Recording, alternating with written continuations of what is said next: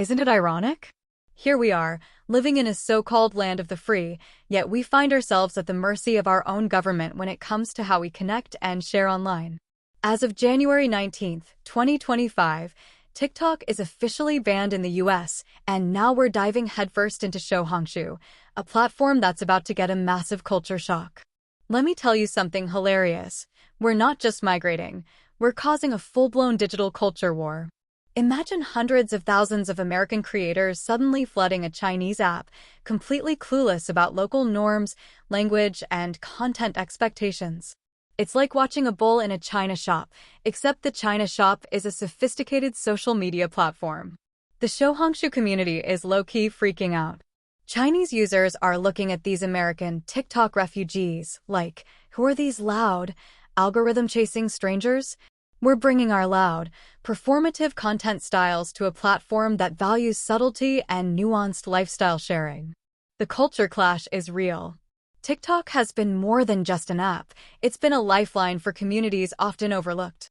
From deaf creators to marginalized groups, it provided financial freedom and representation. Creators like Charlie D'Amelio turned 15-second videos into multi-million-dollar careers. And now? We're being pushed out, forced to adapt to a completely different digital ecosystem. The hypocrisy is mind-blowing. Our government claims TikTok is a national security threat, yet we're now migrating to another Chinese app.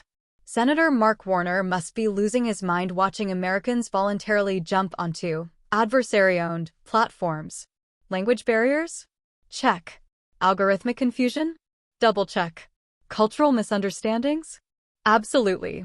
We're basically digital immigrants now, trying to decode an entirely new social media universe. But here's the kicker. We're doing this as an act of digital rebellion. We refuse to be told which platforms we can or cannot use.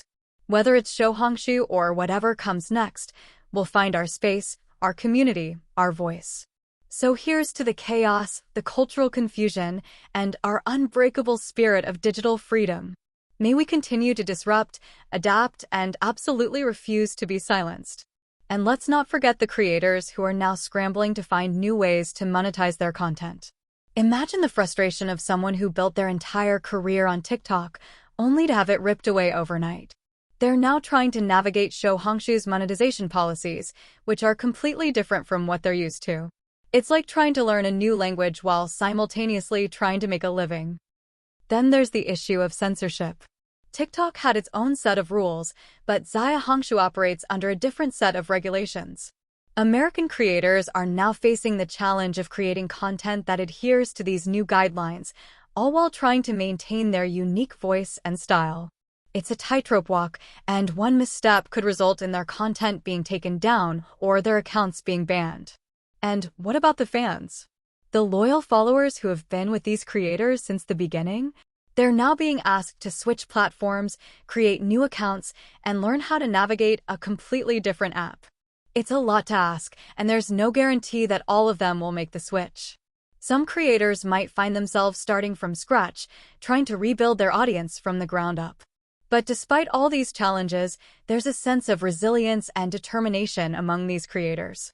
They're not giving up without a fight. They're adapting, learning, and finding new ways to connect with their audience. They're proving that no matter what obstacles are thrown their way, they will continue to create, share, and inspire.